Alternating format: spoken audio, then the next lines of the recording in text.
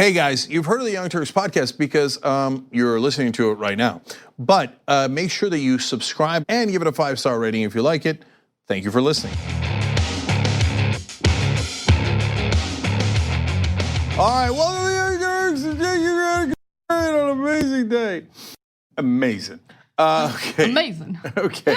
So I'm excited today. I think you could tell. I think it's going to be an electrifying day. So I'm excited about the news stories. I'm excited about life. I'm excited about you guys. I'll explain. Trump breaks a bunch of things.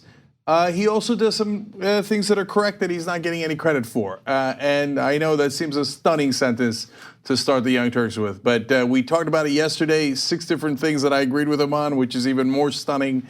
And we got more of that here. And I think, man, the defense industry owns the media.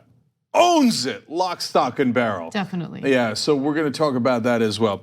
Before we do any of that, I got to tell you guys, one of the reasons I'm excited is we were planning the specials for you guys next week, and I got all jazzed up. A 3-hour old school. Okay, me, Mankiewicz, I believe Jimmy Dore is going to be in the house for 3 hours, okay?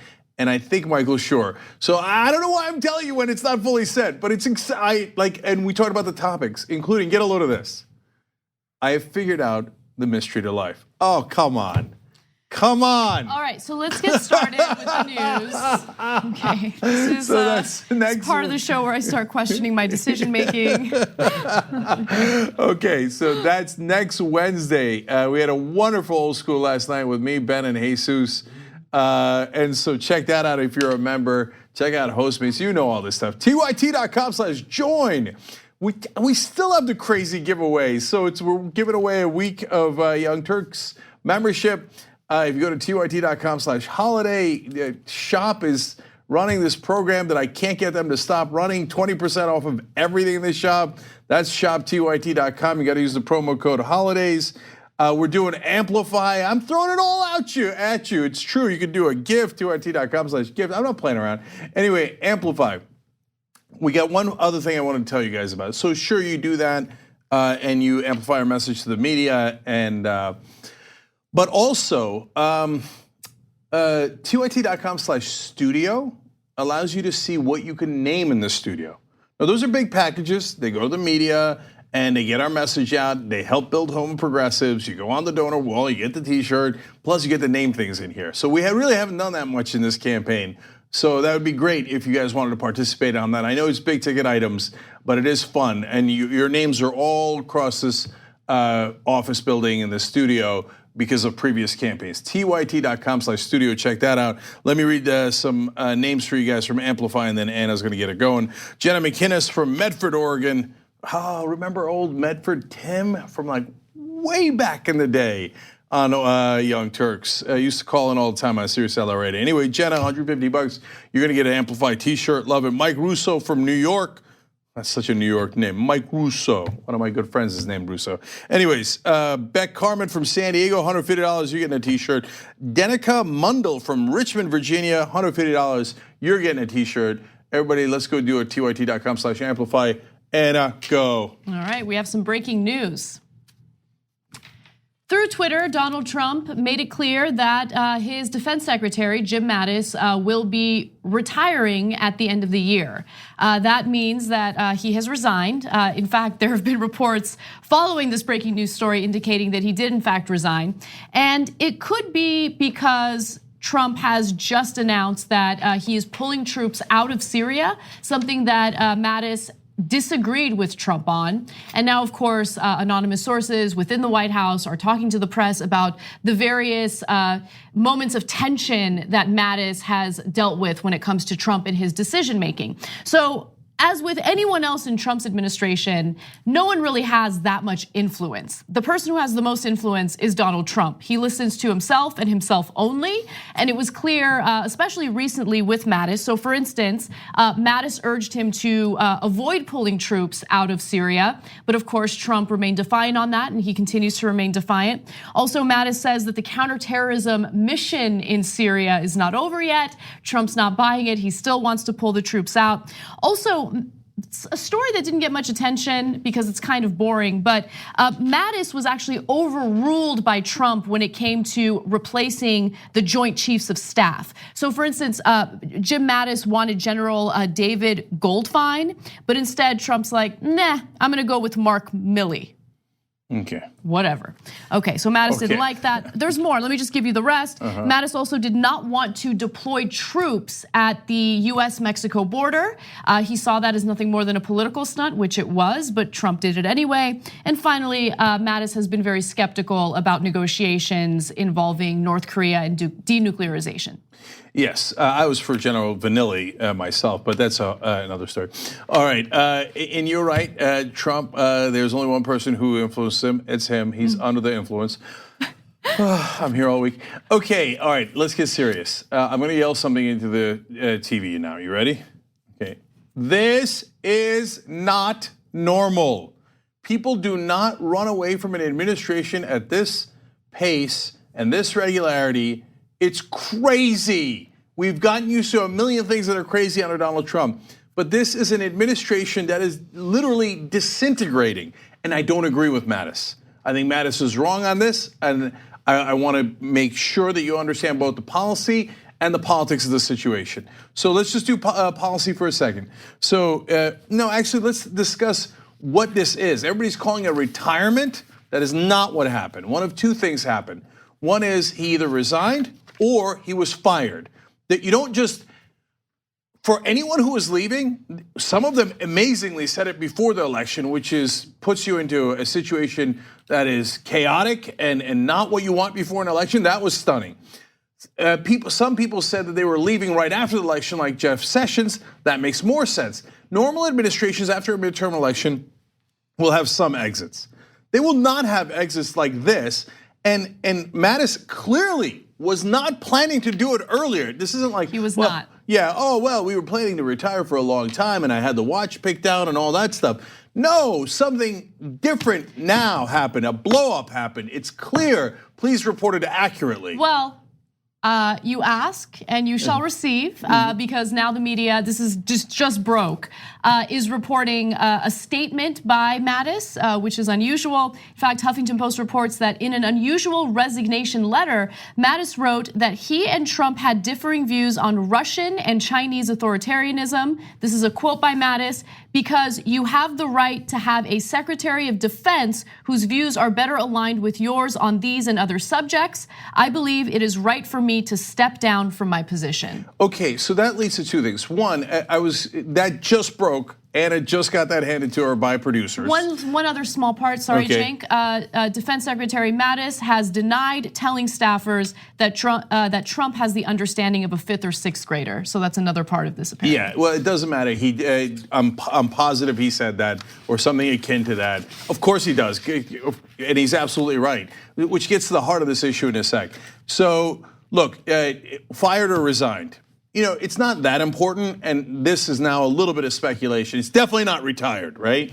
But my guess is resigned. My guess was resigned before that statement. After the statement, I'm nearly positive it's resigned. So he's basically saying, nah, right?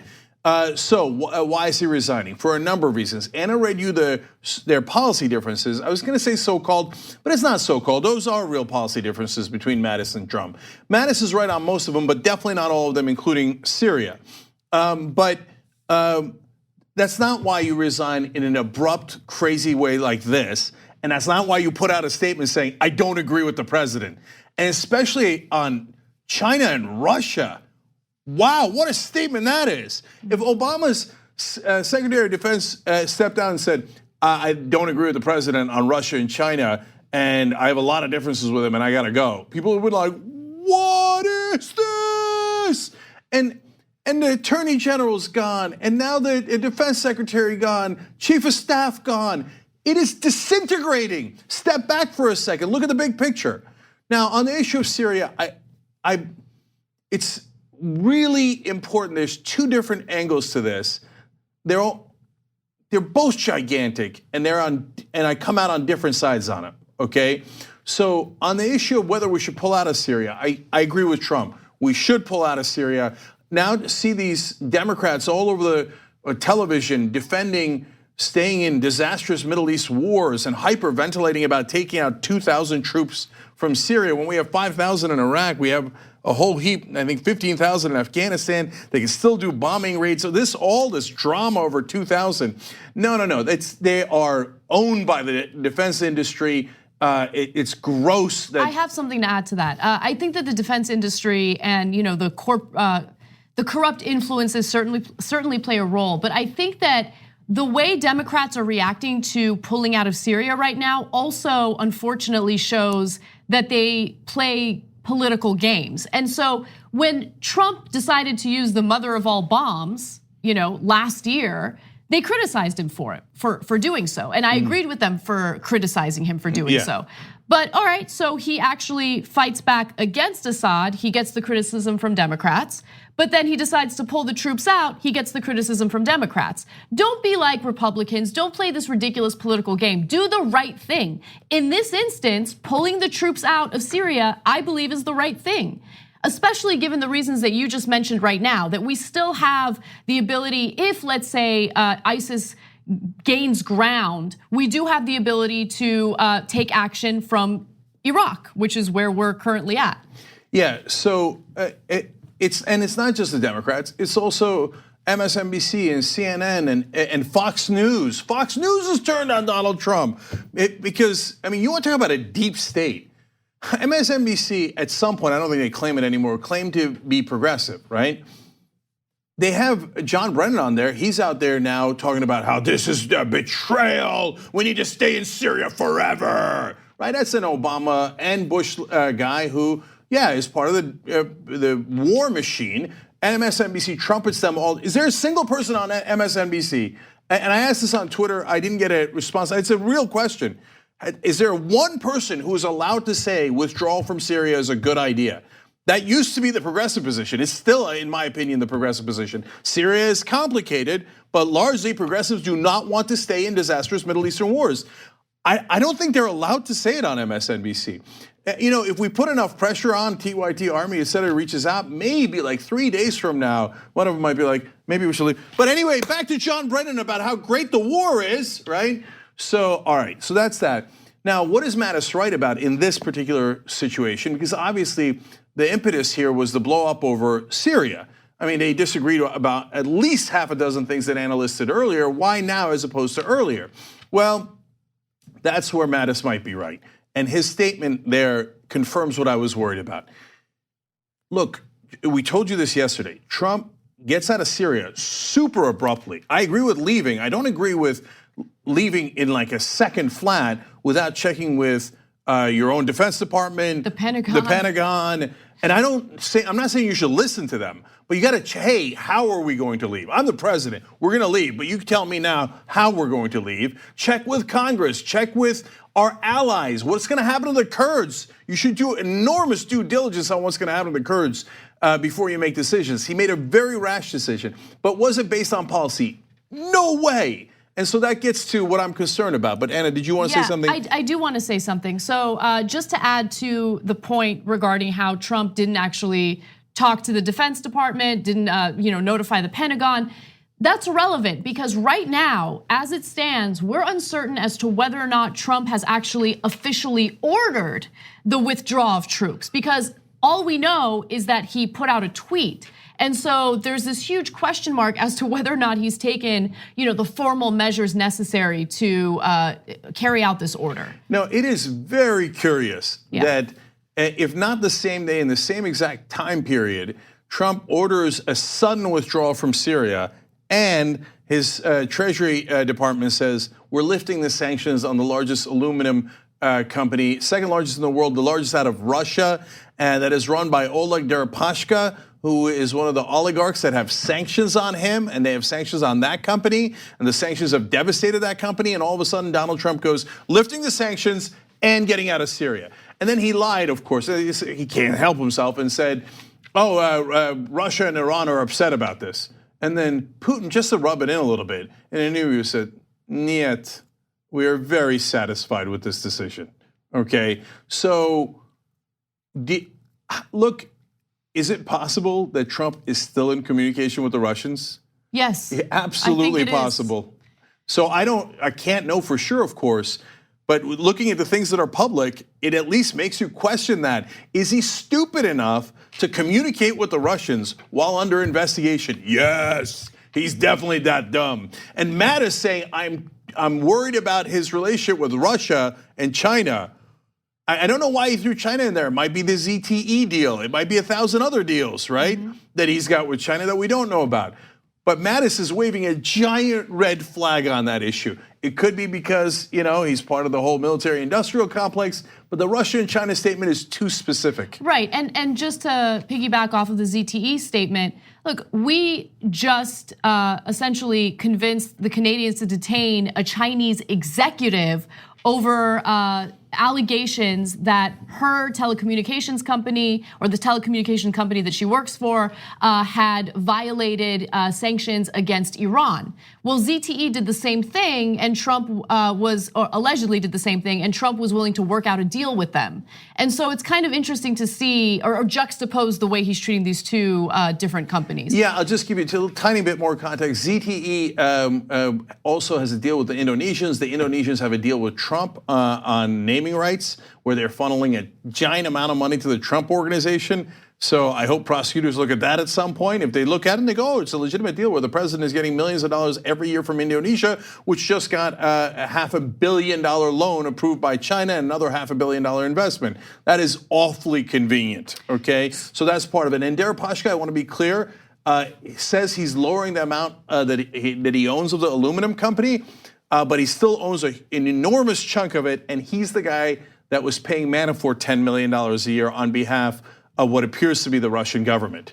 So these ties are crazy for a president of the United States of America. So I just want to wrap this up by mentioning that there are those who identify as members of the left who have an issue with the way that Trump is pulling the troops out of Syria. It's not necessarily about his foreign policy and the objective here. It's about the possible influences behind the scenes and what's convincing him to do it. Those criticisms, I think, are legitimate. Yeah. But if you just look at pulling troops out of Syria in a vacuum and you don't think about what's influencing him, I think that it's the right decision, but we should look into why he made that decision. Yeah, please, if you're on the left, don't be a knucklehead like the right-wingers and look at the world in a black and white way. So it is entirely possible to hold both of those positions. Say, I am enormously skeptical about why Donald Trump is pulling out of Syria. And I think that based on what I just told you, I would rank on the most skeptical end of that spectrum. I believe there's a chance he's still communicating with the Russians and literally taking orders from them. Okay, so no one's more skeptical about why he did it than I am. But at the same time, you could still say, hey, it is a correct decision. Like some folks are criticizing Trump because he might sign the criminal justice reform bill, and they're saying, oh, that would be a win for Trump. Who cares? It's a good bill. We want criminal justice reform. Exactly. You have to be able to separate out the politics from the policy. And yes, you can do that. So don't do what the right wing did, where they had Obama derangement syndrome. And if Obama gave them something, they'd be like, oh, I hate it just because Obama gave it to me. No, take your progressive wins, but still question and demand accountability on Trump. Yes, you can do both. Well, now that we've addressed the left, let's talk about the criticism that Trump is getting on the right on the issue of Syria. Donald Trump remains defiant in his decision to pull US troops out of Syria, but he has been met with quite a bit of criticism from the right, from conservatives who have actually been staunch supporters of his. Now, before we get to the critics, I want to show you a video that Trump released on Twitter showing his rationale for pulling troops out of Syria. Now we've won. It's time to come back. They're getting ready. You're going to see them soon. These are great American heroes. These are great heroes of the world because they fought for us, but they've killed ISIS, who hurts the world. And we're proud to have done it. And I'll tell you, they're up there looking down on us. And there is nobody happier or more proud of their families to put them in a position where they've done such good for so many people. So our boys, our young women, our men, they're all coming back, and they're coming back now. We won, and that's the way we want it, and that's the way they want it. Can I just say, I'm sorry, that is just gross, man. It really is. Yeah, so I agree with him that we should leave Syria, but he can't help himself. He's got to find a way to screw it up.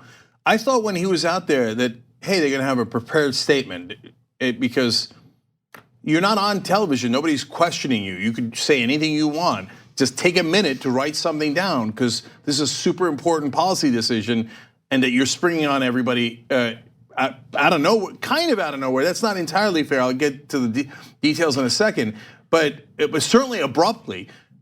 And he didn't write it down. No, in the middle, he started saying they're happy and they're proud and of something. And I was like, he can't help himself. He kind of starts going off track and he starts rambling and saying things that don't really make much sense. Do a second take, brother. Do a second take. You're not live, right? He just rambles in a way that's totally incoherent. And then he says, oh yeah, they are in favor of this decision. How the hell would you know if they're in favor of the decision? Look, I can't stand it when the right wing uses our soldiers, and certainly ones that have passed away in war as a gimmick. I can't stand it. But I also don't want to say that somehow dead soldiers are on our side. We have no idea whose side they're on. You don't speak for them. And to say that they're on Trump's side, I mean, come on, man. Just have some little bit of decency. And I know it's too hard for you. Now, following his decision and his defiance to pull troops out of Syria, a number of congressional Republicans have been speaking out. And one of those Republicans is Representative Adam Kinzinger, who's from Illinois. And he made his rounds, he made his media rounds, but we're gonna give you one of the videos where he makes his case for why we should not pull troops out of Syria. Take a look. That video is very disturbing. I've got to be honest with you. I wear on my wrist a buddy of mine that I flew with in Iraq back in 2008 that was actually killed in 2018 in Operation Inherent Resolve. For the president to point to the sky and say they want this, inferring those that have fallen, the president can't speak for fallen American soldiers. I'm not sure the fallen American soldiers want us to declare victory against a foe we haven't fully defeated yet. That's disappointing. I will say that Trump's video was very Bush-esque in the mission accomplished message that he's trying to get across. So look, we're not experts on the ground in Syria. So I am skeptical of numbers that are given to us by the Pentagon or by the Defense Department or by the State Department. They give us different numbers. So the Trump administration argues that there are about 2,000 ISIS fighters left in Syria, that we have them cornered and that they're pretty much defeated. Then you hear from the Defense Department and they argue there's 30,000 ISIS fighters in Syria and Iraq. Yes. Now they want to inflate the numbers, so I don't really trust them because look, it's a money-making scheme. We all know that. But with that said, I mean, it does feel a little strange to keep hearing this mission accomplished messaging from Trump. Yeah, so on Kinzinger, I'm also gonna give you context that you're not gonna get anywhere else. He's a Republican from Illinois. The Republicans just lost 40 House seats. He's been all over television over and over again, going, I don't agree with Trump, I don't agree with Trump. That's him basically saying, please don't vote me out next time. Please don't vote me out next time. The rats are beginning to leave the ship. They are. Okay. And I'm gonna give you another example of him leaving the ship. This is where he puts Trump on blast in regard to a recent weapons deal. Take a look. Turkey doesn't like the Kurds. The president, from what we understand, had a conversation with Mr. Erdogan of Turkey, and then the president immediately said, we're getting out of Syria. What does that mean for the Kurds? I think it means some really bad things. If I'm the Kurds right now, or if I'm any future group that's looking to work with the United States or ally with the United States, I'm gonna point to this and say, see, once again, you didn't keep your word. I fully believe in the power of the president, whether it was Obama or President Trump, to lead foreign policy, but I also believe in the right and responsibility of members of Congress to call out really dumb moves. Yeah, notice how Congress never calls out dumb moves against war, right? They only call out dumb moves in favor of war. So they keep constantly supporting war, more war. Either the executive branch does it or Congress does it or they both do it. Anyway, on the other hand, I wanna be clear. Again, you can do two things at once. And so I think that the Kurdish position could be precarious. I think we should be extraordinarily careful about that. If we made promises to the Kurds and now we are not delivering on them, first of all, that would be Trump 101. But that is not what America should do. So that doesn't mean that we should stay in Syria forever because we made promises to some fighters that we work with. There is a way that you could actually, if you were a thoughtful person, thread that needle. You could find a way to support those folks without keeping permanent ground troops in Syria. So now the neocons and the defense industry want to stay forever. That's their black and white issue. Trump wants to leave immediately without putting any thought into it. The correct answer is yes, we should definitely leave, but we should be very careful in how we leave, including making sure that we support the Kurds who supported us. Now, we have another Republican lawmaker who has been harshly criticizing Trump over this move, Senator Lindsey Graham. Again, another staunch Trump supporter, but also a war hawk. So here's what he had to say. To those who say we have defeated ISIS in Syria, that is an inaccurate statement. They have been hurt, they have been degraded, and I give the president all the credit in the world for changing our policies regarding the fight against ISIS, but I will not buy into the narrative that they have been defeated in Syria, Iraq, and I just got back from Afghanistan, haven't slept in 2 days, really appreciate the chance to go visit our troops and talk to our generals, but they sure as hell ISIS-K is not defeated in Afghanistan. So, to say they're defeated is an overstatement and is fake news. Oh, but we're not having a conversation about Afghanistan. We're having a conversation about Syria, and he keeps saying that ISIS has not been defeated. Okay, show us the evidence, right? Like these conversations happen all the time, but no one ever shows you evidence. Yeah, no, I can't stand the neoconservatives like Lindsey Graham. Out of all of the terrible players in this, there are no winners here, right? Lindsey Graham might be the worst in this on this issue. He's a war hawk, never met a war he didn't want to make love to. And Afghanistan, we've been there 17 years. Remember why we went in? Afghanistan doesn't. They did a poll. Over 90% of Afghans had not even heard of 9/11. They have no idea why America's there. No idea. They're like, we fight them because they're here. We fought the Russians because they were here. We fought the Persians when they were here. People keep invading and we keep fighting them. It's been 17 years. First it was the Taliban and Al Qaeda, and now it's ISIS, and later it'll be BISIS, and it'll be something, and then it'll be Bal-Qaeda, and they'll just keep inventing stuff so that Lindsey Graham can keep getting campaign contributions from Raytheon and Lockheed Martin and Boeing and all those companies, and they keep making billions and trillions of dollars off of our, by the way, not only our treasury, but our soldiers that keep dying there for no reason. Exactly. And the criticism goes on and on. Marco Rubio had some harsh words for Trump. Senator Marco Rubio of Florida called it a terrible decision. And outgoing Senate Foreign Relations Committee Chairman Bob Corker called it in many ways even worse than the withdrawal from Iraq by Trump's predecessor. Yeah, so a lot of these folks, including Lindsey Graham, said that we have to hold the White House accountable. So wait, half a dozen violations of the law.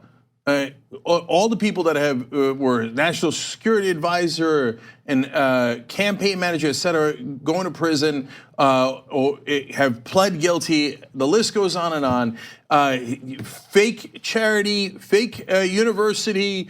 The emoluments clause. I got literally half a dozen clear felonies that the president.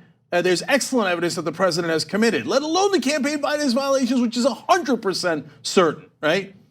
Should not be held accountable for those. Well, Lindsey Graham said, lying about sex, that's not something that's impeachable, even though he was one of the House prosecutors that tried to impeach Clinton for lying about sex, right? But you touch his war machine, he's like, we have to hold him accountable. We have to hold him accountable, okay? I know, Cenk, but what do Republicans get for holding Trump accountable when he's breaking laws. They don't get anything out of that. In fact, that hurts the Republican Party because they lose power. It all goes back to profits and power. That is the motivating factor, the vast majority of our politicians, and that's the real issue here. So I'm very curious what Lindsey Graham would really think if we didn't have a corrupt political system, if we didn't have money in politics, if weapons and military contractors weren't his top donors.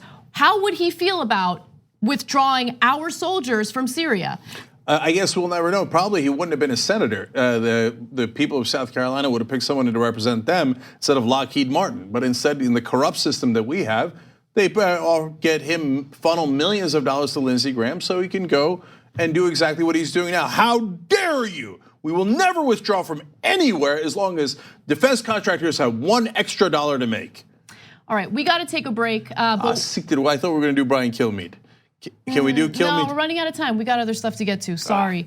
So we're going to take a break, though, and when we come back, we're actually going to hear from Vladimir Putin on this issue because Trump did lie about something, and I think that it's important. So come right back. We need to talk about a relatively new show called the Republic, or UNFTR. As a Young Turks fan, you already know that the government, the media, and corporations are constantly peddling lies that serve the interests of the rich and powerful.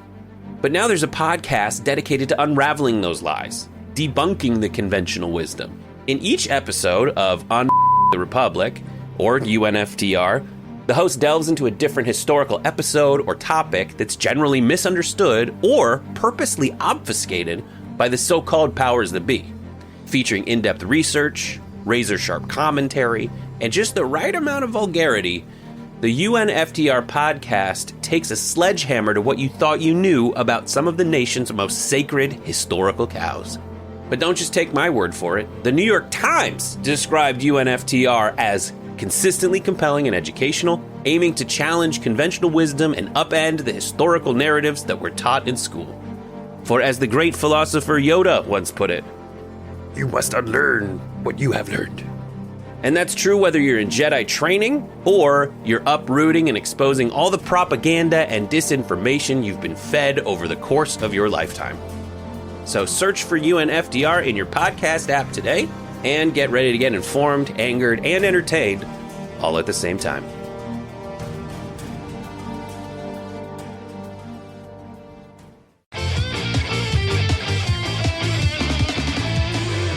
All right, back on the Young Turks.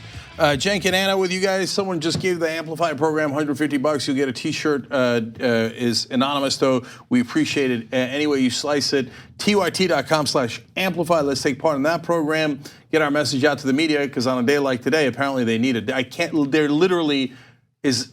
I asked this question in social media, too. No one gave me an answer. It was a literal question. It was a serious question. Is there a single person on television who's saying we should withdraw from Syria? And so far, it appears that there's not one person.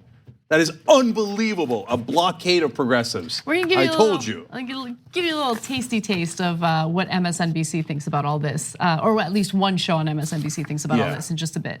That's why we're trying to amplify to get our message out there. Also, join up.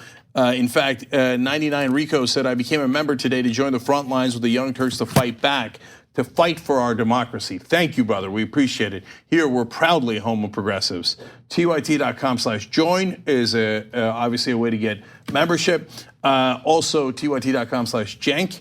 But I am considering stopping saying that, because every time I do, it is counterproductive. So yesterday, Anna had built her lead to 80-something, and today, here comes Uger. No, up to 92. What? Jesus. Every day I say it, every day she builds the lead. So I damned if I do, damned if I don't. I can't wait for a year-end review. Okay, hold. The only way I can catch her is if enough of you sign up through TYT.com/Cenk and become activist members. Okay, that's the $10 version. That's why I got no love in here, man. Okay. That's why. You whined more than Claire McCaskill. Oh, we're gonna get to that. Talk about later. Okay. So at least if I've got more activist level member signups, I'll call it a draw. Last comment here. J.M. Frazier says, I think it's also telling that Fox News is willing to run video of Republicans disagreeing with Trump more rats fleeing the ship. That is absolutely right. Two things. One, in the post game, we're going to show you Brian Kilmeade's clip that we didn't have time for there. That was amazing. And I'm actually going to give you, believe it or not, and I know it's shocking, an actual good Trump quote that I agree with, also on the issue of war. And guys, next week we're going to have all these wonderful specials for you guys, including old school. There's old school show on Wednesday, but on Friday we got the old school games that we used to play all the time back in the day. In like what would Jesus do? Who's down with J.R. Jackson? You're gonna love those games. So 6 to 11 p.m. Wednesday, Thursday, and Friday of next week. We're all doing it for you guys and for membership. So tyt.com/join. All right, lots of news. Anna, what's next? All right. Donald Trump's decision to pull US troops out of Syria was a controversial one for Republicans and also some Democrats. But it's interesting to see how in his justifications for pulling these troops out, he felt the need to lie about something. And through doing so, he actually drew more attention to a possible influence behind the scenes in his decision making that could actually be very problematic. So through a tweet, he said the following: Russia, Iran, Syria, and many others are not happy about the US leaving, despite what the fake news says, because now they will have to fight ISIS and others who they hate without us. I am building by far the most powerful military in the world. ISIS hits us, they are doomed. Okay, so he claims, no, Russia's begging for us to remain in Syria. Now, anyone who's been following the proxy wars going on in Syria knows that that's not true, but you know what? Forget what the media has to say about it. We should hear from Vladimir Putin. What does he think about Trump's decision? Well, he just recently had his annual press conference and he was asked about it. Here's what he said. As for defeating ISIS, I do generally agree with the President of the United States. We've achieved some major advances when it comes to defeating the terrorists, and we have struck major blows on terrorists in Syria. Whether do we need the presence of the American military? I guess we do not need that presence. The presence of your troops is illegitimate, so if you've made this decision, it is the right decision. No. So there's more though. Okay, so that was Putin, those are his own words. But following Trump's decision, there were also other statements made by officials in Russia. So for instance, the spokeswoman for the Russian Foreign Ministry said, quote, a milestone story which might evolve from this decision is a real prospect for a political solution. So Trump says they don't agree with it. The Russians come out and say it's a milestone decision. It's fantastic. Yeah. And Putin, as always, rubs it in a little bit because that's what bullies do. And he said, if you notice there, he said, your troops were illegitimate anyway. So look, it's really hard to know, near impossible to know if Trump is still in communication with them and what they have over Trump that makes him do almost anything Putin asks, but this is Putin taking a victory lap. So he did. If you notice, Anna said that's his annual press conference. He only does it once a year. Mm-hmm. Trump decided to withdraw from Syria and lift some sanctions from giant Russian companies a couple of days before Putin's annual press conference, so he could do a victory lap. It could be a coincidence. It really could, or maybe not. And look, I also want to make sure that everyone's aware that it's not just about Russia. There's another country involved, and that country is Turkey.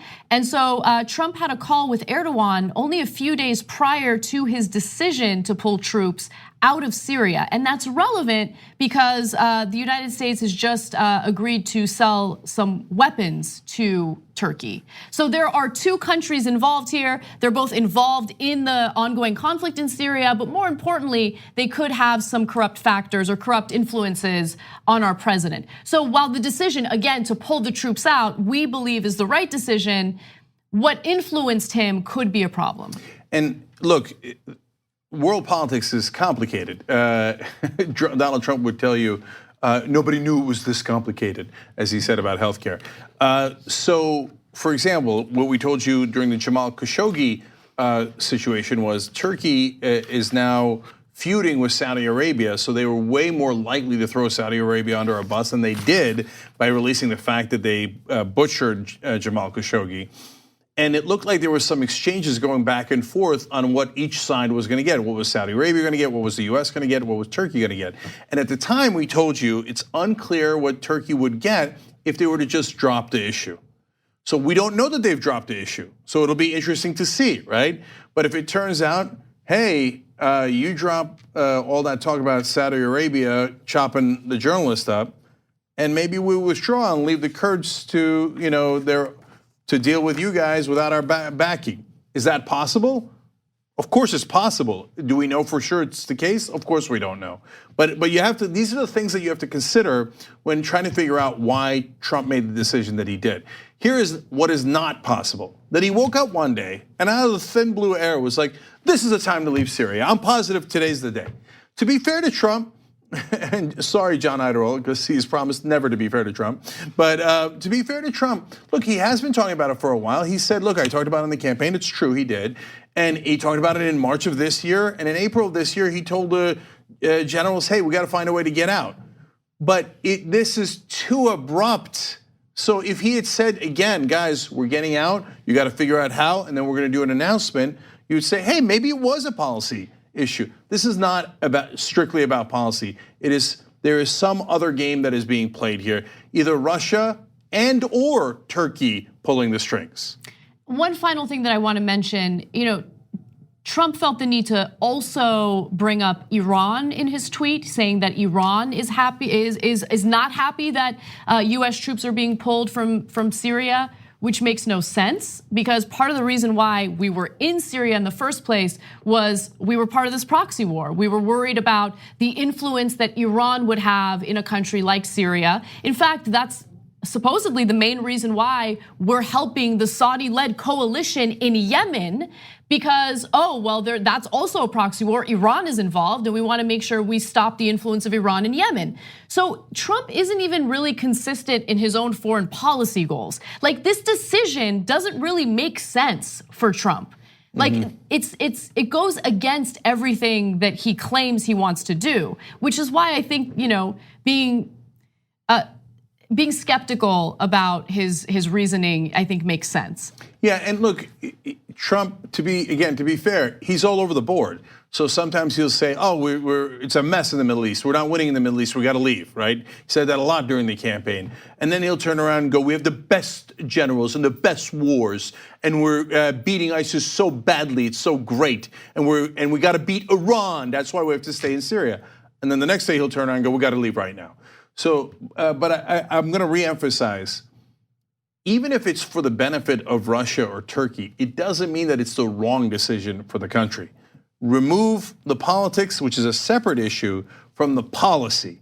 So if Russia, for example, wants us to have Medicare for all, I don't care that Russia wants it. I still want Medicare for all, and I'll go, okay, great. If Putin somehow pulled the strings with Trump and got him to say yes to Medicare for all, I would think that was a massive victory for us. So yes, you should care about Trump's motivations, because what else is he going to do on behalf of another country? But you should also support a policy decision that makes sense if you think it is the correct one. By the way, warmongers like John Brennan out there going, he is surrendering America's role on the world stage. No, withdrawing 2,000 troops from Syria is not surrendering our role on the world stage. It's only surrendering a little extra profit for defense contractors that hire people like John Brennan and General Jack Keane, who, by the way, is all over television, and everybody's quoting him like, oh, that's a former general. He works at a think tank, which is a neoconservative think tank. I don't know who they're funded by, but I would be shocked if some of that money wasn't from defense contractors. So the corruption on television is unreal. Brennan is not on Fox News, he's not on CNN, he's on MSNBC, okay? Yep. So we're going too long, but I do have a clip from MSNBC that I want to show you. So MSNBC's been covering this wall-to-wall coverage on Trump's decision to pull troops out of Syria. And there was an exchange on Morning Joe that I found fascinating and I wanted to share with you all. So let's take a quick look at that. Russian President Vladimir Putin at his year-end press conference was asked about President Trump's decision to pull out of Syria. He said, quote, "As for defeating ISIS, I agree with the President of the United States that they've been defeated," and he calls the withdrawal of the United States the, quote, "correct decision." That's from Vladimir Putin talking about Donald Trump. So our intel community disagrees with Putin when it comes to interference in the elections. And our entire foreign policy apparatus in the United States of America across the West disagrees with Trump on this. But once again, he's on Vladimir Putin's side. Vladimir Putin alone stood there at the press conference smiling. He got exactly what he wanted, and President Erdogan of Turkey got exactly what he wanted as well. The Kurds now exposed to the Turks. My father would be so disgusted. It's great commentary, good analysis. My father, for the record, doesn't like Putin either. No, her father, by the way, was, of course, a top foreign policy advisor to previous presidents. Still a curious statement. Look, Morning Joe, to their credit, in a sense, and also to their discredit, is the epicenter of mainstream media conventional wisdom thought. And yes, they've been very tough on Trump, and in a way that is sometimes cathartic and good to see on television, okay? I always give the devil their due, okay? That is because the establishment does not like Donald Trump. And so George Scarborough's a Republican, has been conservative, even considered running for office again, maybe even for president. He was a former Republican congressman. He does not agree with any progressive positions, Medicare for all, et cetera. He despises all those positions. But the establishment was not pro-Trump, so they've been anti-Trump. But once you touch the issue of war, no. MSNBC will stay on message. Pro-war all the way. We need to take a break. When we come back, we are going to talk about what Trump's tax cuts have amounted to for the middle class and working class a year after they were enacted, and what Republicans are now planning to do to increase revenue following major losses by this tax. At TYT, we frequently talk about all the ways that big tech companies are taking control of our online lives, constantly monitoring us and storing and selling our data. But that doesn't mean we have to let them. It's possible to stay anonymous online and hide your data from the prying eyes of big tech. And one of the best ways is with ExpressVPN. ExpressVPN hides your IP address, making your activity more difficult to trace and sell to advertisers. ExpressVPN also encrypts 100% of your network data to protect you from eavesdroppers and cyber criminals. And it's also easy to install. A single mouse click protects all your devices. But listen, guys, this is important. ExpressVPN is rated #1 by CNET and Wired magazine. So take back control of your life online and secure your data with a top VPN solution available, ExpressVPN. And if you go to expressvpn.com/TYT, you can get 3 extra months for free with this exclusive link just for TYT fans. That's expressvpn.com/TYT. Check it out today. Bill. We hope you're enjoying this free clip from the Young Turks. If you want to get the whole show and more exclusive content while supporting independent media, become a member at tyt.com/join today. In the meantime, enjoy this free segment. All right, back on the Young Turks. God, I love Christmas music. Denise writes in the member section, I don't think our POTUS needs anyone to corrupt him. Okay, that's a good point too, but it doesn't hurt. He does need the money from somewhere. Gabby Marita writes in, things are going swimmingly when the guy who goes by the nickname Mad Dog abruptly declares, yep, I'm out, this place is nuts. Okay, great point as usual, Gabby. Dude, we still don't know who wrote that New York Times op-ed.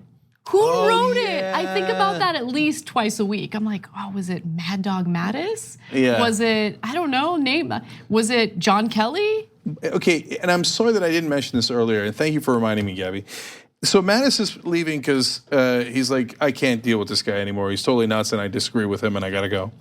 But the other thing we should know, and it's related to the Russia-China comment. He might also be leaving because he's like, this guy did it. I gotta get out of here. He's taking orders from Russia right now. I gotta go before I'm involved in this mess. Yeah. Right. I mean, John Kelly and Mattis and Sessions, they're like, nice knowing you, buddy. Good luck. Okay. Mm-hmm. Sessions like, remember, I don't believe in criminal justice reform.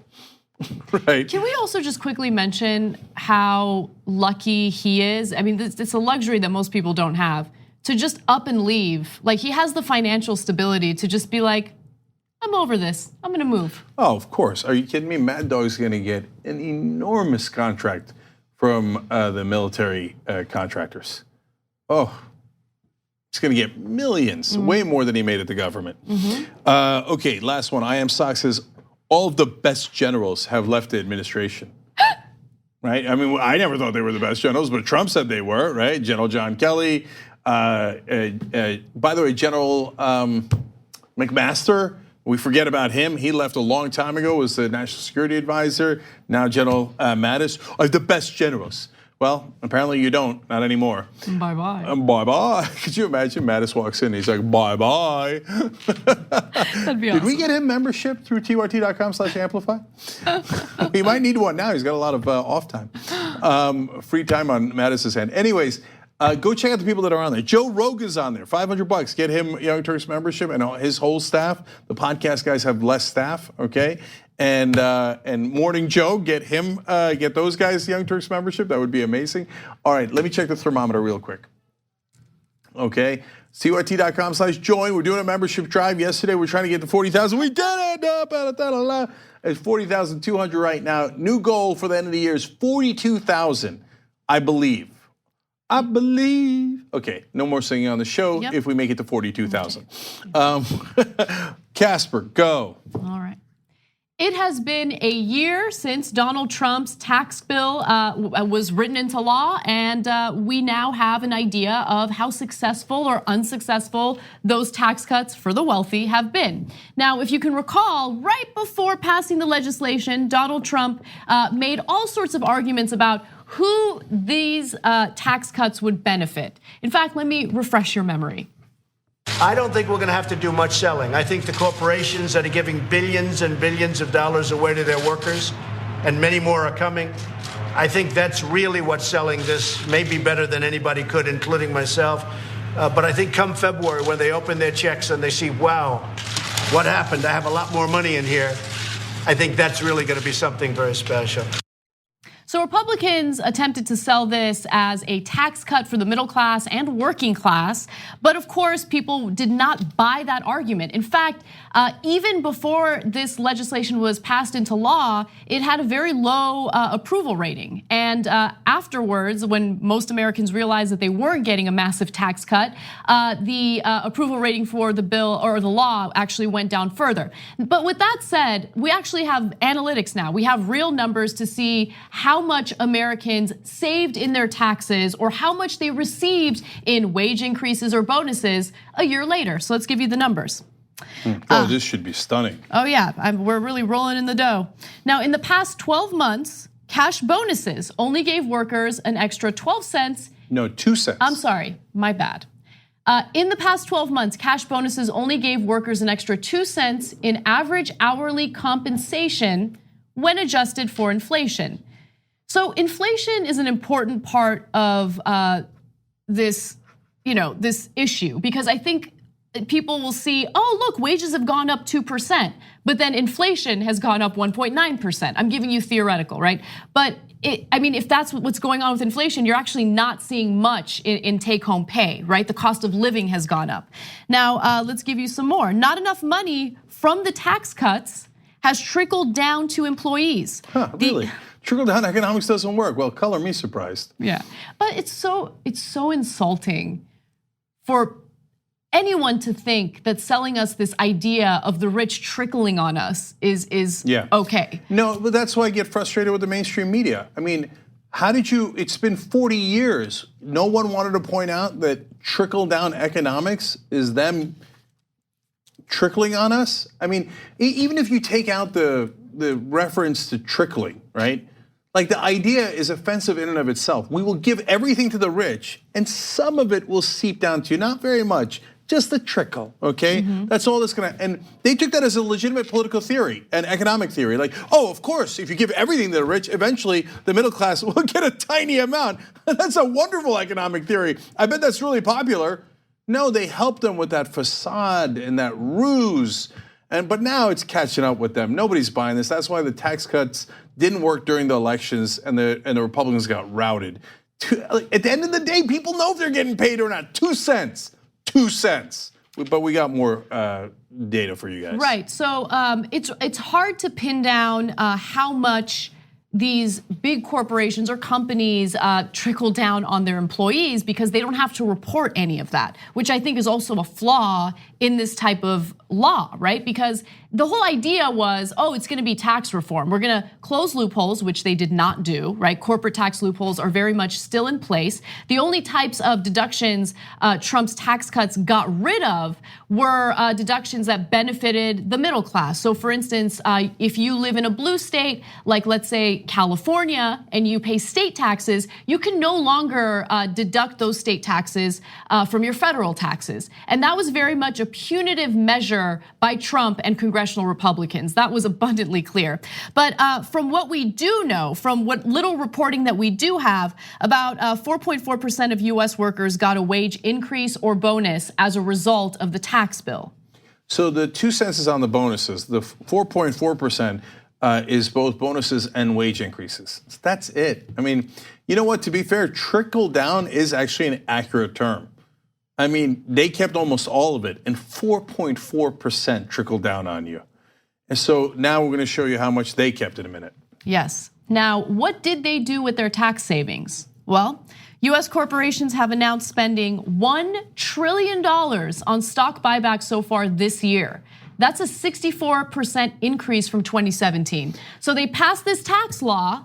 Okay, these major corporations save all this money in taxes, and the whole idea was, hey, they're going to use those taxes for wage increases. They're going to hire more people. That is not what they did. They used that money for stock buybacks. So stock buybacks artificially inflate the price of your stocks, and we told you that the market would eventually burst that bubble, and it's in the middle of bursting it right now as we speak, just like we told you would happen. And but what it does do is, in the short term, it gives huge bonuses to the executives who made the decision to buy back their stock and inflate the value of their own stock options. So $1 trillion for them, 2 cents for you guys. And they didn't even try to hide what their intentions were before the legislation passed. In fact, all of these corporations had calls with their investors, and through those calls, they told the investors exactly what they planned on doing with their tax savings. And it was corporate tax, stock buybacks, stock buybacks, okay? And so they didn't hide it, but it didn't matter. Everyone knew what was going on. They were brazen about it. They were transparent, but congressional Republicans pushed for it and passed this law anyway. Now, only a handful of companies, 34 out of the Fortune 500 companies, said that they are using the tax savings to invest in US operations. Now, remember, not just Trump, but the entire Republican Party claimed, oh, no, we're not doing this for the rich. We're not doing it for corporations. No, it appears that we're giving them trillions of dollars, but no, that's to create jobs here in America, which will trickle all over your head, right? And it turns out 466 of them were like, no, we're not creating any jobs. About 96% of them said, increase wages. No, we're not gonna do that. Here's what we're gonna do instead. Keep almost all of it. All of it. That's what it was for. That's what Paul Ryan, he's sent out some tweets about nostalgia about his career as he's retiring now. Oh, I got those tweets. Yeah, and he's like, oh my God, we were the underdogs working on this tax plan when no one believed it could happen. Are you kidding me? Oh, you only had every major corporation in the world funneling you millions of dollars to make it happen in legalized bribery.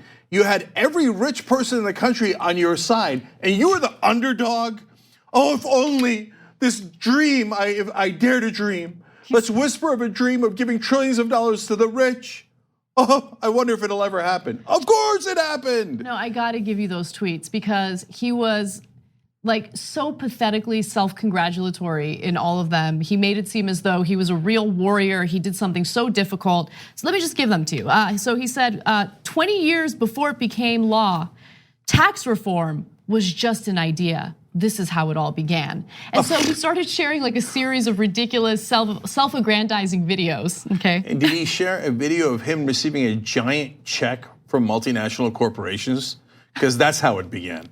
So he said, becoming speaker was bittersweet because I was leaving the job I always wanted, being in charge of tax policy as chairman of the Ways and Means Committee. So as speaker, I did everything I could to pave the way for real comprehensive tax reform. Let me just reiterate that it was not tax reform. They did not get rid of the loopholes that these corporations take advantage of, which lowers their effective tax rate to something much less than what they claim they pay. And all he really did was give a huge handout to these major corporations. It did not, it's gonna cost the US government $2 trillion over the next 10 years. That's $2 trillion that we're gonna have to pay for.